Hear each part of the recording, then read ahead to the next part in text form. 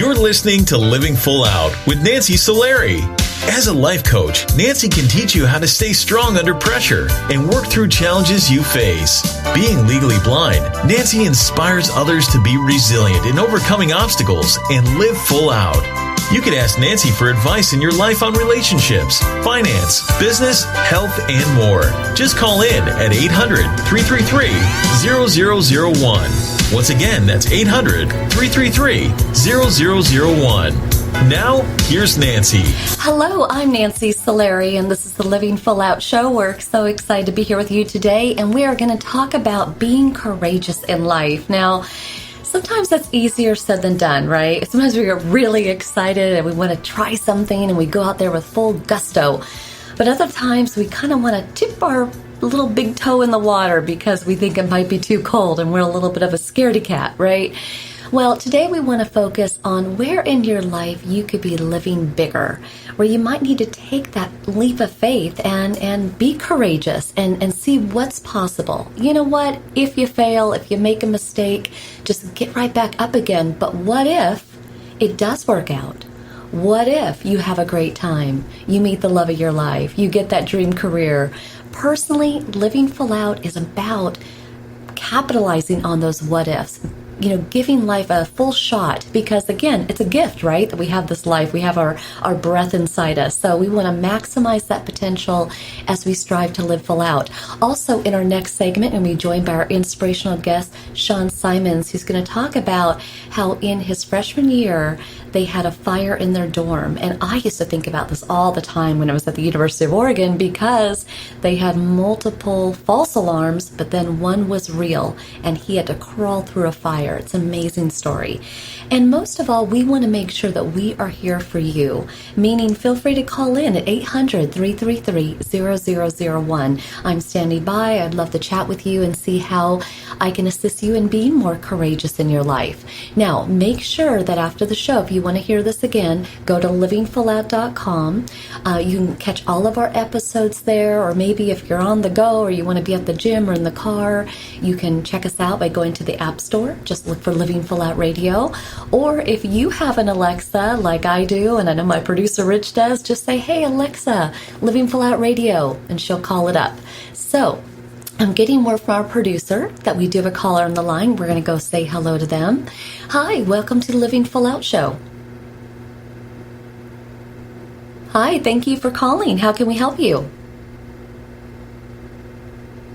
I'm going to wait until our producer says that we have that caller back. Looks like we don't quite have them. So, when we're talking about being courageous, right, it's about figuring out what you need to be confident. What would give you that stability, that ability to say, you know what, I'm going to do this. Not I'm going to try, but I'm going to do it. And sometimes we have to anchor ourselves in knowing that we have support. So, for example, maybe whatever you're looking to do, maybe it's good to have other people do it with you. We don't have to go it alone in life, right? Maybe we can ask somebody, encourage them, and maybe they're going to take that leap of faith with you. So I really want you to think about, you know, what is that one thing that's been on your mind? You've been thinking about it, and now today is the day that you're actually going to put something on the calendar. I'm going to do it. And if you're fearful to do it alone, I want you to invite a friend to do it with you. Now, I'm hearing that we have our caller back. Let's see if we can say hello to them. Hi, welcome to the Living Full Out Show. Hi, Nancy. Hi, thank you for calling. How can I help you? Hi, I was wondering, I'm a current college student majoring in social work, and I'm not sure if I'm going to be successful. Let me ask you a question. Why do you think you would not be successful? I think I wouldn't be because it's such a competitive field. See, I love that you said that. You know why? Because there's always going to be competition, right? Think about all the people that are looking for that Mr. or Mrs. Right.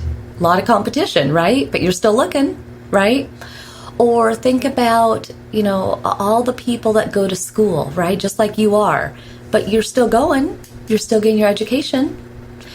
So the thing is competition will always be there. It's always going to be there. You know, you could want to go to your favorite treadmill at the gym, and somebody might already be on it, or there might be a line. You have to wait, right? There's always going to be that line, that competition. But the great thing is, there's only one you. And although you may have a similar education as another person, no one's going to talk the way you do. No one's going to think the way you do. So tell me, if you were my social worker, why should I want you? What's one quality about you that would make you a great social worker? One quality about me is that I'm very genuine. Okay. And I would like that in my social worker. I would want you to tell me the truth and be honest and be trusting. What's another quality? I'm also a very good listener. And you're a good listener. Okay, that's a big job, because a lot of times a social worker has to even listen for what's not being said. They have to look and pay attention and watch behaviors. What's another attribute?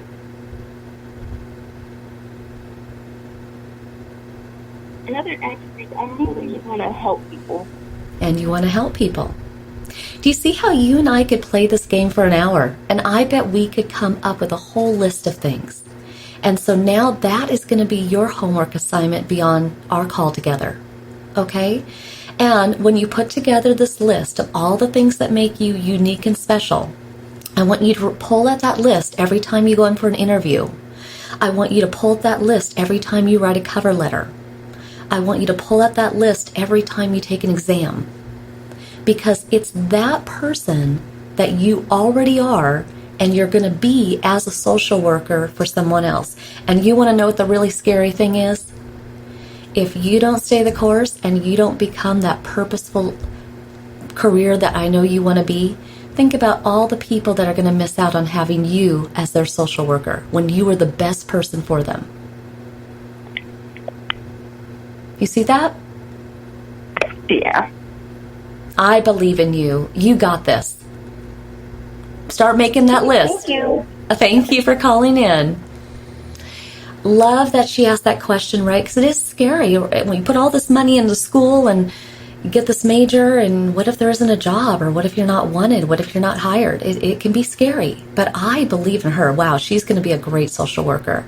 Now, I'm getting word from our producer that we have another caller on the line. We're going to go say hello to them. Hi, welcome to the Living Full Out Show. Hi, Nancy. Yes, This is Sue. I've got a question for you.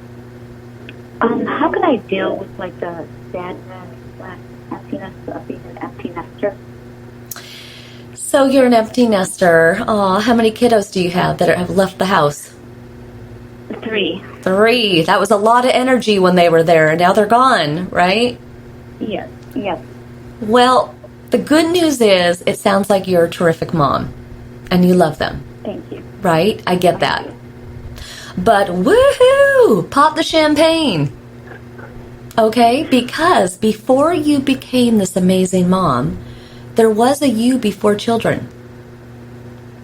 And now, as an empty nester, you get to go back to picking up on maybe what you didn't complete, or dreams or other ambitions that you had for yourself, maybe volunteering, maybe writing a book, maybe learning an instrument, maybe learning a language. Like now you have that time. And the other good news is that as your kids go off and start their life, they're still going to need you. Because I can tell you, in my 40s, I still call my mom today. She's one of my best friends, okay? You're still going to be mom. You're going to be the therapist. You're going to be the person they come to have that stable feeling, that feeling of home. Do you see that? I do, yeah. It's just kind of hard with having it all at once. So what could you do today that would just kind of fill in some of that space? Because that's a lonely space, right? What is something you could do today that brings you joy? One thing. Probably cooking. Okay. I really like cooking. Cook. And you know what? Maybe cook for yourself or maybe cook for others. You want to start filling in your days with cooking, going to the gym, reading a book. It just starts with one activity, then 2 activities, then 3 activities, and you're on your way. Okay? Thank you so much for calling in, and we'll be wishing you all the best, all right? Thank you. And for everybody listening, today is about being courageous in life. And just like that last caller, it's just taking a step. So let's take that step together. I want you to call in throughout the show. I'm here for you. Now, coming up in our next segment, we have Sean Simons. Again, it's an inspirational story, but also gives us some really good words of wisdom to keep in mind because fires do happen. Stay with us. I'm Nancy Solari. This is the Living Full Out Show. We will be right back.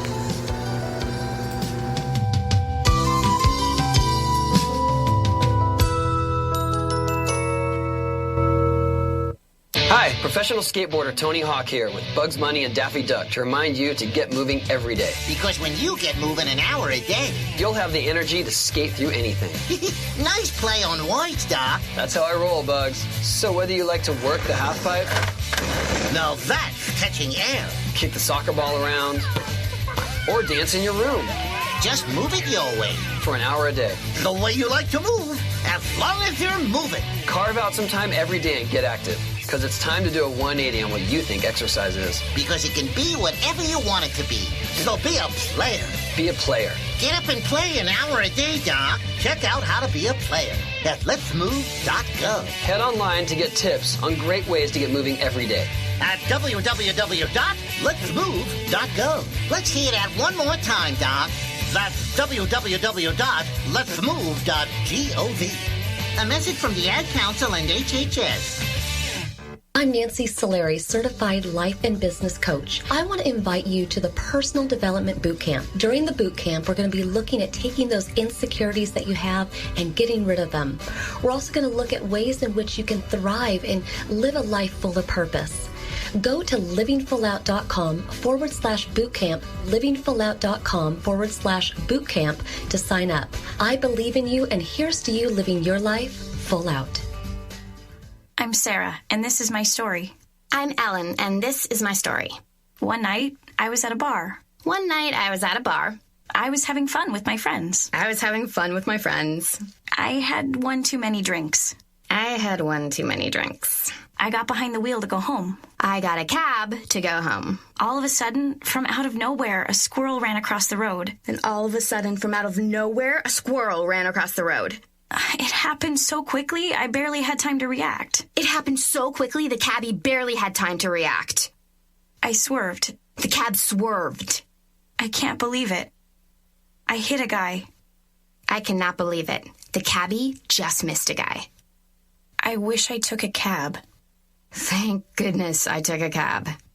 You have the choice to save a life. Don't drive buzzed. It's a decision you'll never regret. Buzzed driving is drunk driving. Brought to you by the Department of Transportation and the Ad Council. Hey, America, we need to have a little talk. We've got more food than we know what to do with in this country, yet 17 million kids in America are struggling with hunger. Makes no sense. Luckily, the Feeding America nationwide network of food banks has volunteers gathering excess food and getting it to hungry kids. They're kind of like food angels. Hey, become a food angel yourself by supporting Feeding America in your local food bank at feedingamerica.org. We can't do it without your help. Brought to you by Feeding America and the Ad Council. If you think depression is all in a person's head, you're right. It's a brain illness. And like other illnesses, it has symptoms.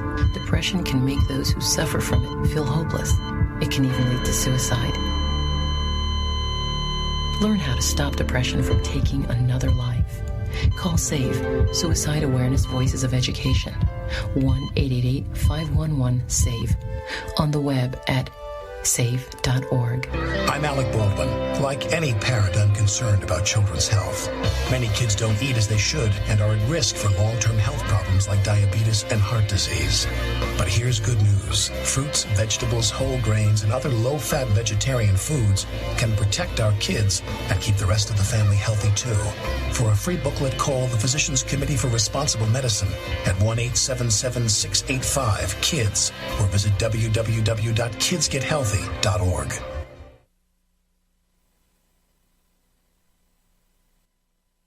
You're listening to Living Full Out with Nancy Solari. With Nancy's expertise, you'll learn how to embrace your potential and strive for success. If you have a question or need further support, send us an email at connect@livingfullout.com. Now, here's Nancy. Thank you for joining us. I'm Nancy Solari, and this is the Living Full Out Show. And today we're talking about being courageous. And when we select inspirational guests, we do so keeping in mind that we want to educate you. We want to bring someone who will make us more aware, inspire us, but also open our eyes and our ears bigger so that we can learn from what they went through. And Sean Simons, our inspirational guest today, when he was a freshman, his dorm had a fire. And he had to crawl out. He got burns all over his hands, his face, but he survived. But the moral of the whole story is that could have been any of us. So as you listen to Sean's story, I want you to keep in mind, if you were him, what could you have done differently? And going forward, fires again could happen anywhere. Your house, a hotel, who knows? You just want to be ready. So I'd very much like to welcome Sean to the show. Thank you, Nancy. I appreciate it. Absolutely. Well, I think your story is really important. I mean, even my radio team here will know that I'm very big on fire. Like, I don't ever want to be in a fire. It scares me. And I know that the scenario for you there in your dorm freshman year, and I remember this for me at the University of Oregon when I was a freshman too, you guys had like 30 plus false alarms. This was the semester before this fire happened. And so you just thought it was another false alarm. Can you tell us what happened that night?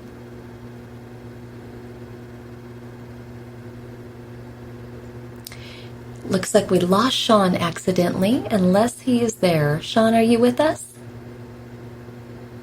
Nope, we will get him back.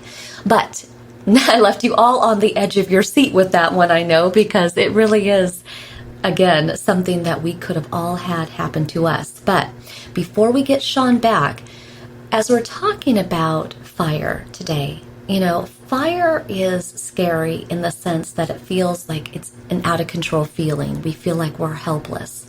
But the thing is, we can feel that same way if you're in a car accident, right? You feel helpless, somebody hit you.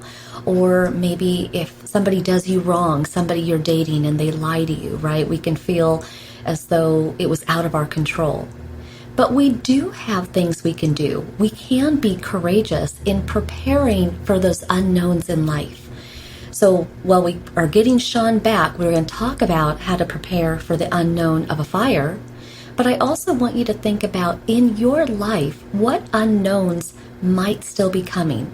And how could you get ready now for those?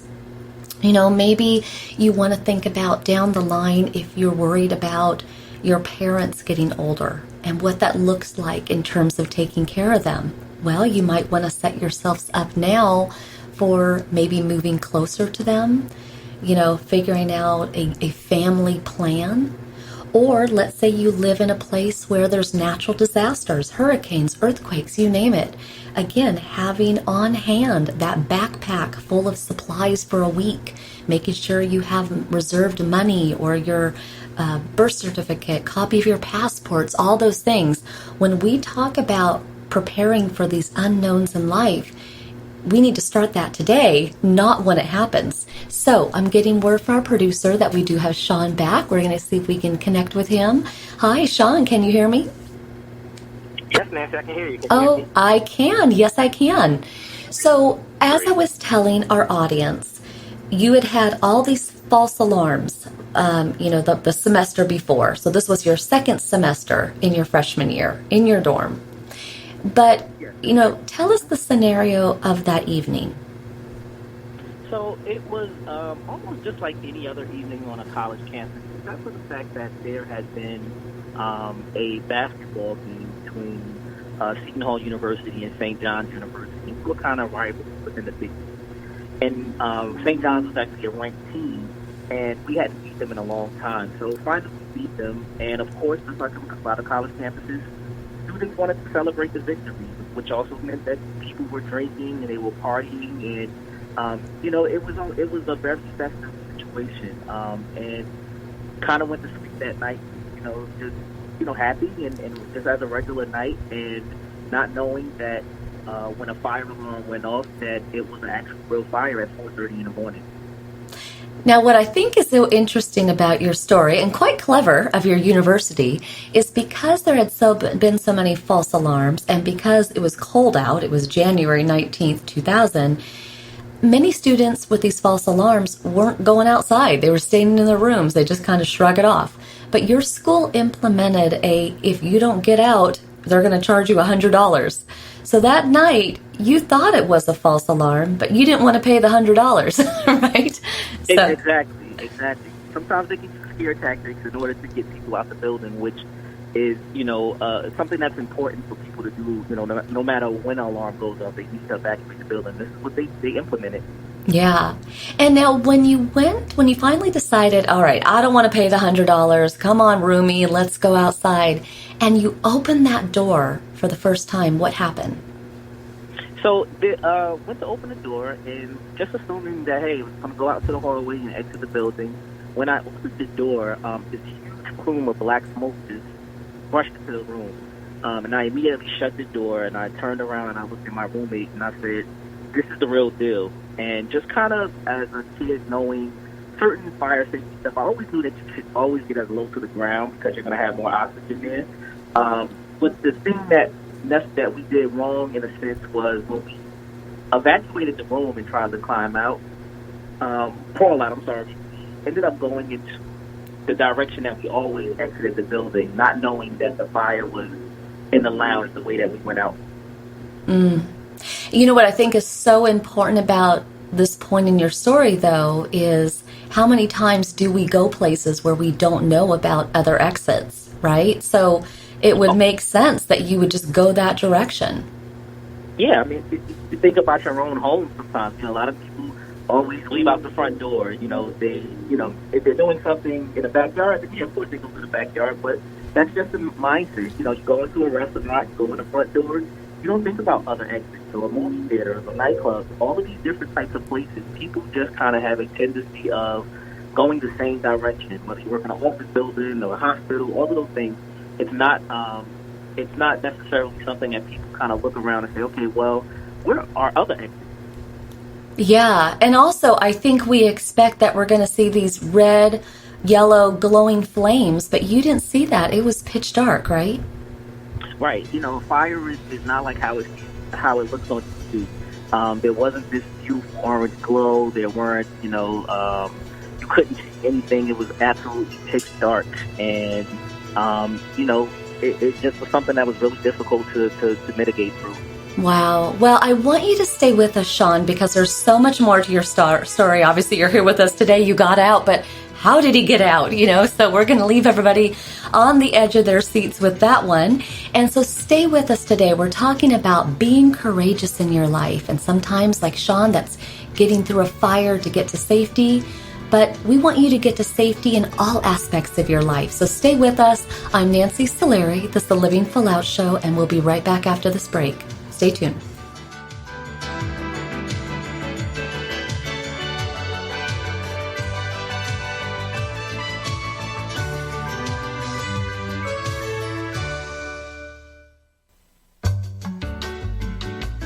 You're listening to Living Full Out with Nancy Solari.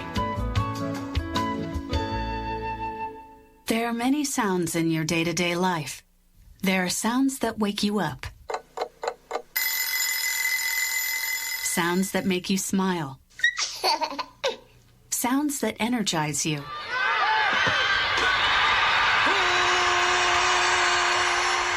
And sounds that help you relax.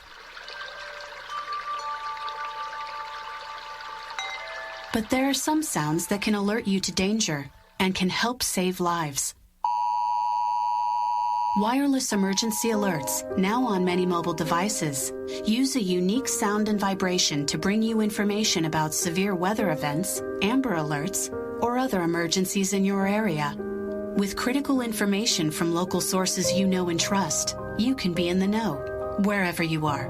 For more information, visit ready.gov/alerts. Brought to you by FEMA and the Ad Council.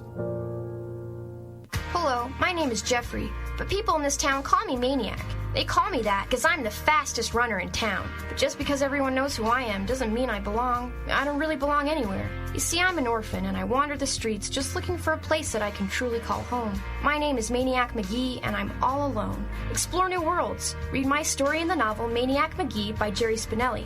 For other great book ideas, visit your local library or log on to literacy.gov. Brought to you by the Library of Congress and the Ad Council. Look for the bare necessities. The bare necessities of healthy living are easier than you think. You better believe it. And the food pyramid shows you the way. With just the right amount of exercise and the necessary grains, vegetables, fruits, milk, and meats and beans. Just the bare necessities of life. So eat right, be active, and have fun. Yeah, man. For your own path to a healthier you, visit mypyramid.gov. This is really living. This message brought to you by the U.S. Department of Agriculture and the Ad Council. Hi, my name is Nancy Solari, host of the Living Full Out Show. I am excited to let you know that we are now associated with Alexa. If you have Alexa in your house and you didn't know that, go ahead and find Living Full Out because you can hear us anytime you want, and we're there for you to keep you motivated. Go to your app store because we're located there as well. Just look for the Living Full Out radio show. It's important to us that we put out really inspiring programming, but we want to make sure that you have it at your fingertips when you need us most. We never know when those challenges are going to come, when we're going to feel lonely and need that motivation. So just know that when you need us, we're here for you. Check out Alexa, the app stores, or go to livingfullout.com. Here's to you living full out.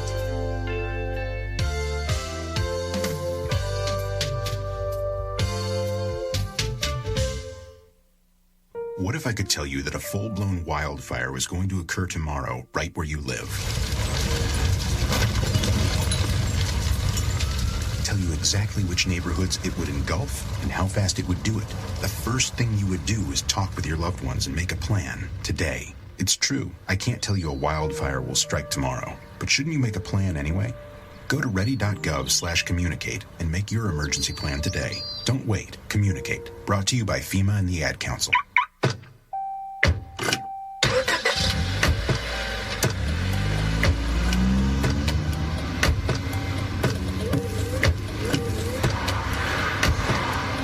Driving has a rhythm all its own.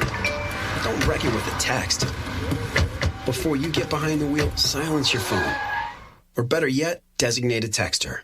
For more text-free driving tips, visit stoptextstoprex.org. Brought to you by the Ad Council and the National Highway Traffic Safety Administration. You're listening to Living Full Out with Nancy Solari.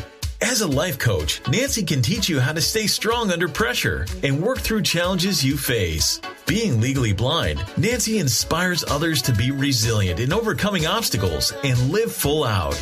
You can ask Nancy for advice in your life on relationships, finance, business, health, and more. Just call in at 800-333-0001.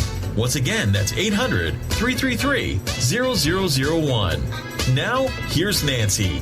Welcome back. I'm Nancy Solari, and this is the Living Full Out Show. And today we're talking about being courageous in life. And sometimes that is served up. That moment happens when we're in a crisis mode. And our inspirational guest today, Sean Simons, had to really rally, had to step up and be courageous when his dorm, his freshman year, had a fire. And he had to crawl through the fire to get to safety. So I'd very much like to welcome Sean back to the show. Hi, thanks, man. Absolutely. So we left the audience where obviously you knew that the only way out was the way you'd always gone, and it was pitch dark. And you're smart to get down towards the ground and crawl because that's where the better air is, but you didn't realize that you were going right into the fire. And your roommate kind of went one direction, and you went another. Which way did you go? So, initially, the thought was to go the way that we always went out the building, which we're on the third floor. So, normally we would take the elevators upstairs to the third floor, or if the elevators weren't working, we would always take the stairway that's by the elevators. Now, as I was crawling towards the lounge, I had no idea, like I said, where the fire was. I didn't know if it was a classroom or even if it was upstairs or downstairs, just pitch dark. So I didn't know that I was actually crawling into the pit of the fire, which was in the lounge on our floor. But I never saw the door that were by the elevators for me to say I'm going to go that way. So what I ended up actually doing was crawling completely through the whole lounge, from one end of the hallway all the way down pretty much to the other end of the hallway, whereas my roommate, he remembered that there was a door there, and he went out that way. Okay, and you just crawled through the whole lounge. So when you got to the other side, how did you get to literally outside? So, I ended up, like I said, crawling all the way down to the end of the hallway, and when I got down to the very, very end of the hallway, there was actually someone who had the door open, just kind of yelling to people like, come to save me this way. I guess realizing that people, were trying to evacuate that way. And once I got down that far, I just kind of, went to the doorway and I stood up and I walked down the stairs and outside and just nothing happened. Now, it's so interesting, Sean, because you have such a great personality. Honestly, you're so easygoing, right? And even when you got out of the building, you went across the street to the cafeteria, not really thinking that you'd been burned at all. But somebody looked at you kind of awkward, right? And what did they say to you?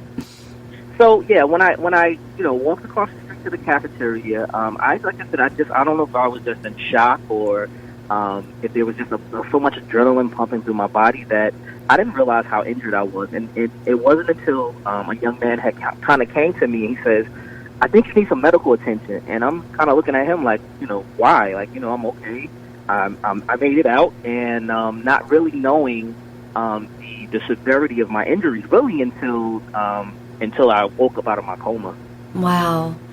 And let's talk about that, because they had put you in a medical-induced coma because they had to tend to your burns.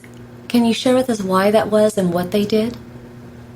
Yes. So, yes, they did put me into a medically induced coma. For most burn patients, they do this because they want to be able to regulate your body and help your body, fight off everything that's happening. And also because of the high level of pain. When you have third-degree burns, it's pretty much burning all the way down to, it's burned all the layers of your skin. So it is very, very painful. And when you do the grafting, the skin grafting, it's another painful process. So they kind of figure, hey, if we put this person into this medically induced coma, they're not going to feel as much pain. Hopefully they don't remember anything that they go through as far as the treatment. But it is something that is it's also touch and go, because sometimes people go into these medically induced comas, and it's hard to get them back and wean them off of the medication so that they can come to. Oh, I bet. I bet. And, you had a difficult time because the tightening of the skin due to the grafting, just doing simple things like putting your clothes on, right? Or brushing your teeth. Yes, because of the grafting mainly being on my hands, I was burned on about 15% of my body, with most of those burns being on my hands, the third-degree burns being on my hands. So, yes, the skin grafting is a very difficult process as far as the therapy goes, because what it does is it's not the true form of skin. It's a layer of skin that's foreign, and your body kind of wants to reject it and wants to tighten up. And there were many things, like you just mentioned. I couldn't hold my fork to brush, my fork to feed myself, or my toothbrush to brush my teeth. Couldn't do simple things like, button up my shirt, or if I dropped a coin on the floor, pick it up. I had to do those fine motor skills, learning how to do those things over and over and over again, as if I was almost a baby, learning how to do things all over again. Wow. And you know what? That not only tests your patience, but it takes time. And I'm just curious, what did you do with the anger, the resentment?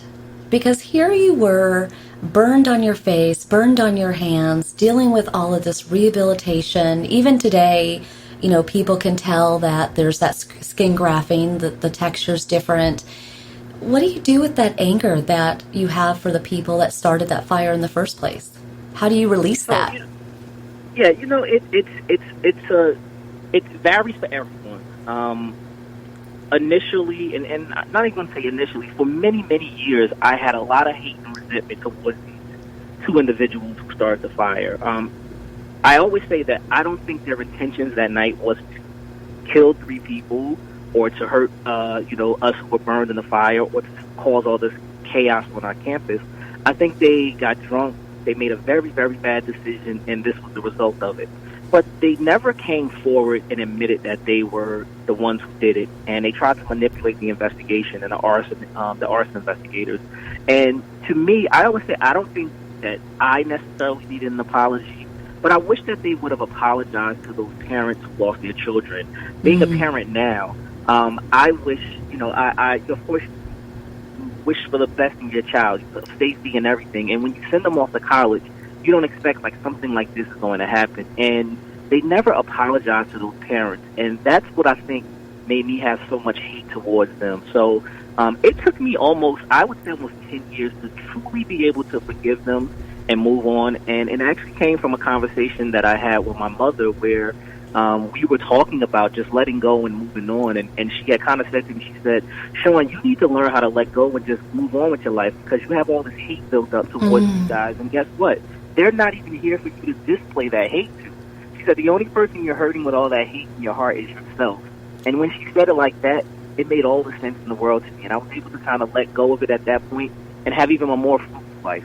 That is such good advice from your mama.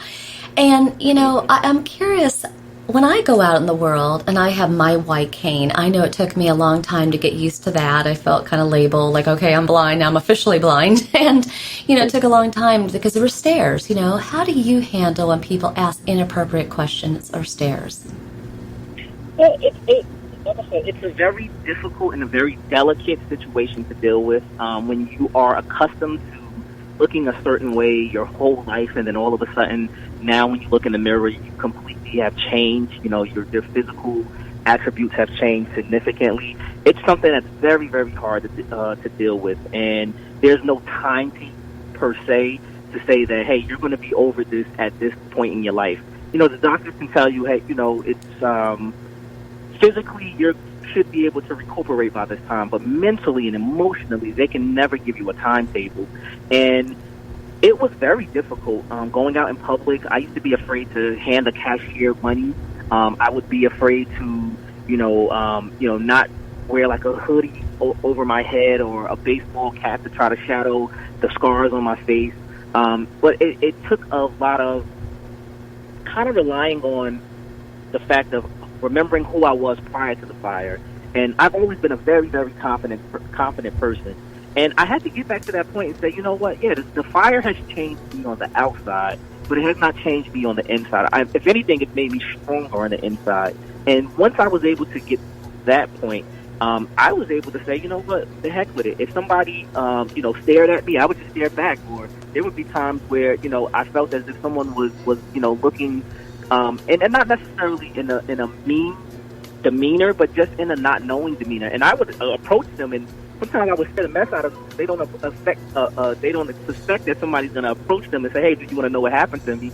But there were times where when I did that, people, they were like, sure, what happened? And then when I told my story, then they remembered. They were, I remember that fire at that college campus. And then they wanted to hear more about the story.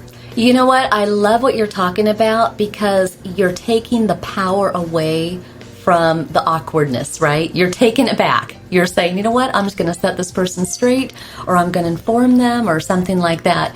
So as we kind of round out today's interview, and I so appreciate you telling your story again, super informative.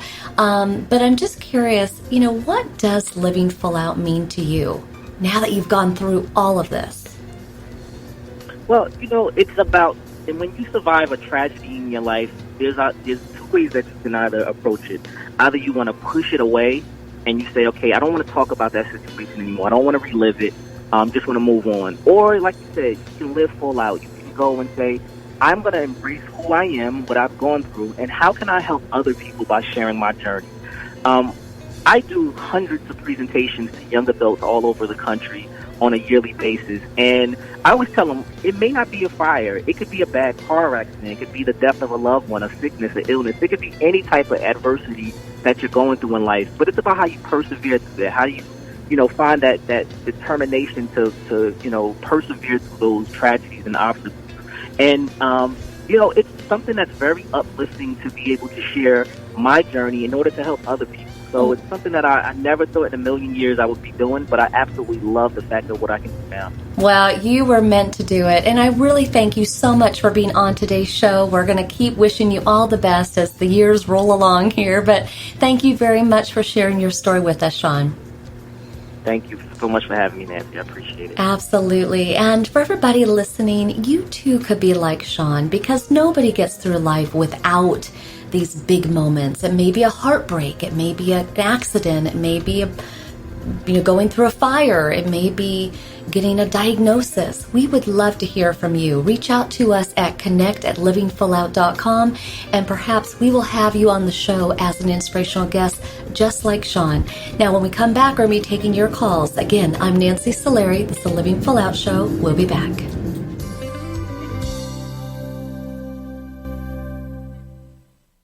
So I'm a cat, and I just moved in with this new human, and she's got this little toy she's always playing with, all day long. Tap, tap, tap, tap, bloop, bloop. She can't put it down. There it is. Oh, and get this. She even talks to it. Last week, she asked it for Chinese, and guess what? Egg rolls showed up. Like magic. Humans have cool toys. A person is the best thing to happen to a shelter pet. Be that person. Adopt. Brought to you by the Ad Council and the ShelterPetProject.org. So, Jacqueline. Yes, Mom? I wanted to talk to you about something, and... Oh, wait. Hold on. I just got a text. Oh, wait, Mom. I just got a message. So many comments on my comment. Hey, guys, check out my new video game. Mom, what? Huh? What'd you say? This weekend, unplug. Getting closer to nature can get you closer to your family. To find the forest nearest you, go to discovertheforest.org. Brought to you by the U.S. Forest Service and the Ad Council. Thanks for asking, but I'd rather not send you nude pictures. I'm camera shy. I already said no. It's against my religion. I'm giving my dog a bath. You can have pictures of that. Pressure gives me hives. Under my clothes, I'm a robot. Hold on, let me ask my mom. Sorry, my webcam is broken. I'm worried they'll get passed around school. Unfortunately, I just had my clothes surgically attached to my body. If they got out, I might never be president. I'm already naked, under my clothes. Not even if you were all three Jonas Brothers. I have a rash. I have nudophobia. I have lizard skin. The more you ask, the less I want to. You're not the boss of me. Nudity makes me vomit. I'm a vampire, so I don't show up in pictures anyways. Your badgering has really killed the mood. When someone is pressuring you to do something you don't want to, how many ways can you say no before they get the message? Let us know at that'snotcool.com. Brought to you by the Ad Council. If you own a gun, you have a full-time responsibility. When you aren't using it, be sure it can't get into the hands of curious children, troubled teenagers, a thief, or anyone else who might misuse it. Your family, friends, and neighbors are all counting on you. Remember, always, lock it up. For more information on firearms storage safety, visit ncpc.org. This message brought to you by the National Crime Prevention Council, the Bureau of Justice Assistance, and the Ad Council. This is a test to find out if you know it all when it comes to children. Name one of the leading killers of U.S. children age 1 to 13. What's the best way to protect children in a car crash? At what age and size should a child start using a booster seat? Don't assume you know it all when it comes to car seats for your child. Go to safercar.gov/the-right-seat and know for sure. Brought to you by the National Highway Traffic Safety Administration and the Ad Council. When I grow up, I want to be a new pair of blue jeans. When I grow up, I want to be a kid's first computer. I want to be a warm place on a cold day. Football I want to be a bike that races around the country. I want to be a bench on a forest trail. When I grow up, I don't want to be a piece of garbage. And if you recycle me, I won't be. Give your garbage another life. Recycle. Learn how at iwanttoberecycled.org. Brought to you by Keep America Beautiful and the Ad Council. Well, I finally did it. My student loan is totally paid off. What? What about our plan to win the lottery and start living? You know, travel the world on matching yachts, wear enough jewelry to require a bodyguard, vacation on the French Riviera, and then buy it. You know we're never going to win the lottery, right? When it comes to financial stability, don't get left behind. Get tools and tips for saving at feedthepig.org. This message brought to you by the American Institute of CPAs and the Ad Council. To be courageous in life means that you put aside those fears, those false evidences that they're not real. You want to put them aside and you want to say, I can, I will. Be intentional with your words and then take a physical action. Seek resources, ask for help, do something to lead you into the direction you want to go to live full out.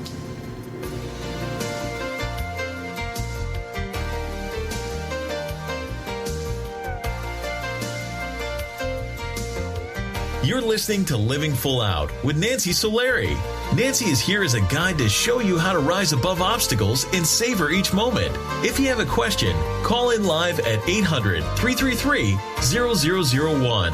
That's 800-333-0001. And now, here's Nancy. Thank you again for joining us today. I'm Nancy Solari, and today we'll be talking about being courageous in life. And for the most part, I think most of us do a really good job at that. So I want you to feel proud of what you do well, right? Because we all walk out that door and do something in our given day. But you want to look at where could you take your life up a notch? Where could you be more expressive in your life? Where could you be more diligent? Where could you be more resourceful? And it doesn't all have to be done at one time, right? You might just pick one avenue and focus on that for a week, for a month, for a year, and just get better and better and work that muscle. And that's part of the process of evolving into having a life where you're living full out. Now, I'm getting word from our producer that we do have a caller on the line. We're going to go say hello to them. Hi, welcome to Living Full Out Show. Hello. Hi, thank you for calling in. How can I help you? I was looking for advice on how to mend a relationship with a loved one. So let me ask you a question on this. So I'm guessing you want to mend a relationship with someone. Do you talk to them anymore, or is it just like awkward? It's pretty awkward. I still talk to them, but it's pretty just awkward. Okay. And does the relationship need mending because you have grown apart, or was there an event you've grown apart? Yeah. Okay. Yeah. Okay. And why do you want to mend this relationship? Why do you want it back? Just the relationship was good. It's just we grew apart, and so I really would like to get back to that good place since they are still in my life. It's just more I want to get rid of that awkwardness. Now, are they reciprocal? Are they communicating with you? Do you think they have the same level of desire to mend it? I think so. I would hope so. Okay. So the reason why I asked that last question is because in life, the only thing you can control are your words, your actions. And we hope the other person will want the same, but we can't ever say how they feel or what they think or what their desires are. So what do you think is their best communication method in your experience? Do you think it'd be best to call them up on the phone, meet with them in person, write them a letter, send them an email? How do you think they would really get your words best? I would think, honestly, in person would probably be the best. Okay. And so if you asked them to meet in person, do you think they would say yes?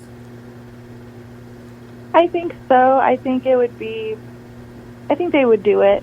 I don't see a reason she wouldn't. Okay. So I want you to do that. Doesn't have to be today. Think it through. But don't get trapped into this conversation being on the phone. Okay? That's why maybe you send a text or you send an email and make the plan that way, because you don't want to give any of the goodies away, anything that you want to say. You want to save it for that in person. And then, you know what? I find that it's okay to have a note card because you can be nervous, right? And when you meet with this person, all you can use are I statements. I miss our friendship because.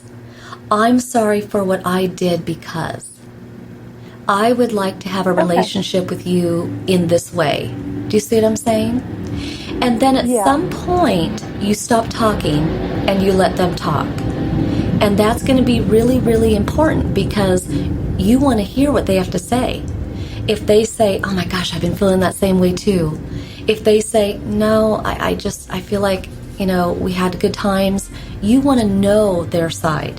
Can you do that? Right. Yeah. Okay, I think we got a plan. And just have faith. Just have faith in the process. And you know what? I always say I'm accepting applications for friendships. Think of all the people who want to be your friend, right? So if it ends up that this doesn't go in the friendship direction, open your heart, open your arms for new friendships. Okay? Right. Okay, thank you. Thank you for calling in. And for everybody listening today, I want you to go out there and be courageous. Find one place in your life where you could up the ante, where you could really take it on in a bigger way. Also, remember that we are here to inspire you, to educate you, but it doesn't just stop with this show. You can listen to us again by going to your app store, going to Alexa, look for Living Full Out Radio, go to our website, livingfullout.com. So many good episodes that you can get inspired by, just like today's show.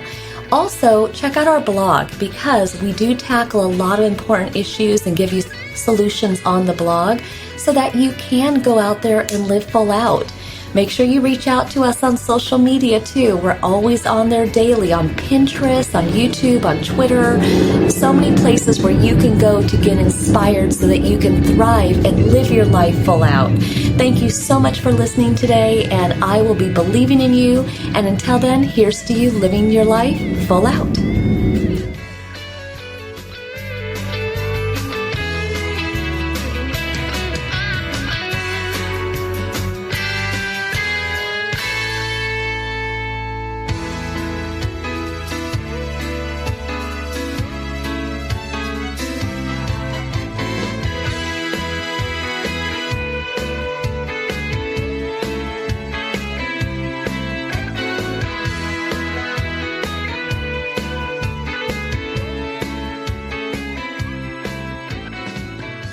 Thank you for listening to the Living Full Out Show with Nancy Solari. To learn more about this program, visit livingfullout.com for the latest episodes. Connect with the Living Full Out community by following us on Facebook, Twitter, Instagram, and subscribing to our YouTube channel.